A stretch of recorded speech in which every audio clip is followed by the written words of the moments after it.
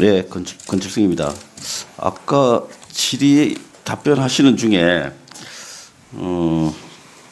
저 앞뒤를 명확하게는 못 들었는데 전세금 반환 지연 보상도 했다 이렇게 말씀하셨고 저당권 말소하는 비용도 후보자 본인 그 부담으로 한 것으로 제가 그런 문맥으로 들은 대목인데 사실인가요? 맞습니다. 네, 그럼 전부 다 후보자 본인의 부담으로 그 내용들을 정리하신 건가요? 맞습니다. 네. 죄송합니다. 저 후보자로 지명되신 거 먼저 축하드립니다. 예, 감사합니다. 예, 그 말씀을 먼저 드렸어야 아니, 되는데 뭐 죄송합니다. 수석 대변인 축하드립니다. 예, 예, 네, 분위기는 부드러운데 좀 뭐 제가 드리는 질문이 조금 저 아, 괜찮습니다. 마음에 말씀하시죠. 맺히더라도 너무 오랫동안 가슴에 두지는 마십시오. 예, 예.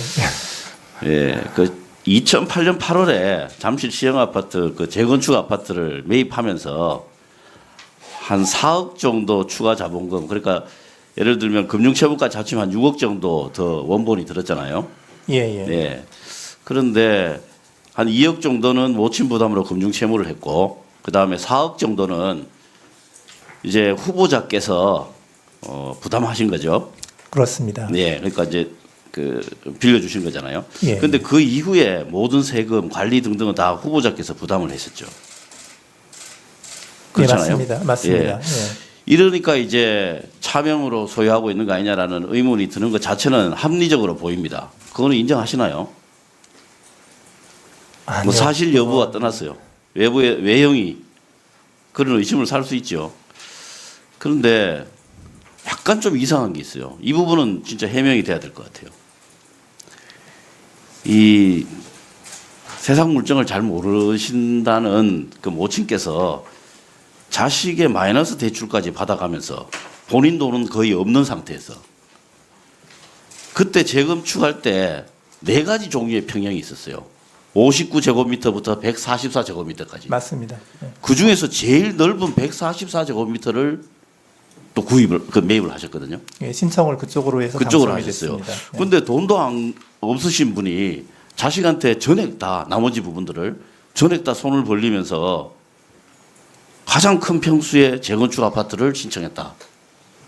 언뜻 저는 좀 이해가 안 됩니다. 세상 물정을 잘 모르신다고 하신 거는 사실과 좀 다른 것 같거든요. 어떠신가요? 예. 이제 추가로 말씀드리면 59제곱미터를 만약에 그때 신청을 하셨으면 3억 3,500만 원 정도가 환급이 나왔어요. 맞습니다. 그렇죠. 그다음에 84제곱미터를 했으면 한 1억 정도만 분담금을 더 내시면 됐었어요. 예, 예. 그런데도 불구하고 나머지 부분들을 자식에게 다 마이너스 대출까지 받아가면서 부담시켜가면서 이렇게 신청을 하셨거든요. 이 의사결정을 누가 하셨어요? 저희 어머님이 하셨습니다. 그러면 후보자님 어머니가 투기꾼이 되는 거예요. 그렇게 답변하시면 안 되는 겁니다. 구조가. 조금 말씀드려도 될까요? 예, 제가 나머지 부분까지 네네. 의심스러운 부분을 다 말씀을 드리고 네네. 좀 답변을 주시기 바랍니다. 그리고 후보자가 세입자에게 이 아파트에 살 마음이 없으니 편하게 살아라 이런 이야기를 하신 적이 있습니까? 이런 취지로 세입자에게 이런 이건 보도가 얘기를- 났죠. 예. 뭐 이런 얘기를 했죠. 그 전세 보증금을 우리가 도저히 갚을 능력이 없으니 네. 우리가 그 아파트에 실입주하기가 굉장히 어려운 상황이다 이렇게 얘기했습니다. 네, 그래서 살 마음이 없으니 편히 살아라 이런 취지로 말씀하신 거는 맞다는 거죠. 그렇죠. 예. 근데 본인 집도 아닌데 그런 말을 어떻게 해요? 예, 예. 그 앞뒤가 안 맞잖아요. 어, 아니 그 자기 집이어야 내 이 아파트에서 살 마음이 없으니 그냥 편하게 사시라 이렇게 말씀을 하실 수가 있지. 엄격하게 봐서 본인 집이 아니잖아요. 그 어머님의 의사를 전달한 거죠. 그렇게 말씀하실 줄 알았어요. 근데 어머님의 의사를 전달한 그 내용으로 치고는 제가 봤을 땐 너무너무 리얼해요. 그래서 이 부분에 대해서 해명하실 게 있으면 해명을 해 주시고 해명하실 방법이 없으시면 그 상황에 대해서 좀 깔끔하게 인정하시는 게 어떨까 싶습니다. 제가 역으로 한 가지만 말씀드리면요. 이게 실제로는 후보자 본인의 집인데 명의만 어머니 거다. 이렇게 바꿔놓고 쭉 이야기를 훑어보면 모순되는 게 하나도 없어요. 한 대목도 모순되는 게 없어요. 한번 짧게 좀 해명을 해주시죠. 다음 질문이기 때문에. 예. 네. 그 평수 선택하는 것은요.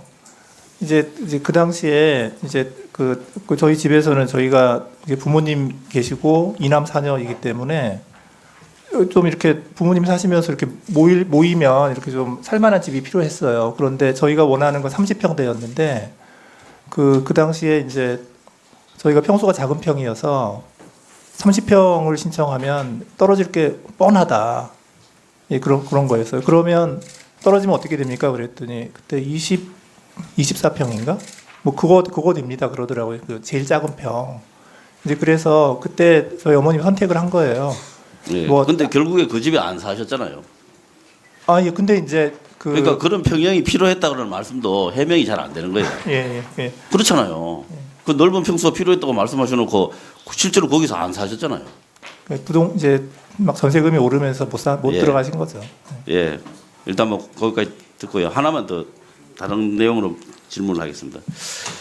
지금 오늘 계속 이제 국민의힘 의원님들도 그러시고 후보자님조차도 검수완박법이라고 저번에 개정된 검찰청법을 그렇게 말씀을 하셨어요. 그런데 법무부 시행령은 검수원복 시행령이라고 불리고 있죠. 그건 다 알고 계시죠? 알고 있습니다. 예. 그렇다면 그 시행령이 개정 검찰청법의 취지를 벗어나는 게 아니라 완전히 정반대 방향으로 달려갔다. 이렇게 보는 게 너무나도 합리적인데 견해가 어떻습니까?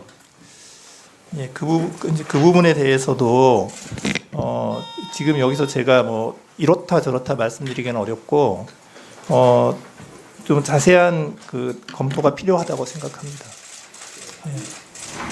뭐 이렇다 저렇다 왜 말씀을 못 하십니까? 왜냐하면 해석이나 뭐 그런 부분에 대해서 최고의 권위자신데 하나는 완박이고 하나는 원복인데 그게 어떻게 그 안에 취지에 들어갈 수가 있습니까? 예, 이제 그것은 이제 다 동의하신다고 했잖아요. 하나는 완박이고 하나는 원복이라고. 크게 봤을 때 이제 이쪽은 완박이고 저쪽은 원복이고 그런 건 알겠는데 저희 법률가들은 이제 문제가 뭐냐면 구체적으로 디테일에 들어가서 그게 어떤 문제점이 있고 이게 가능한가 가능하지 않은가에 관한 그걸 살펴보는 거에는 굉장히 많은 고려를 해야 됩니다. 이런 부처진 자체가 큰 틀에서 봐서 취지에 안 맞는 거죠 이미. 큰 틀에서 봐서는 하여튼 좀 서로 모순되는 점이 있습니다.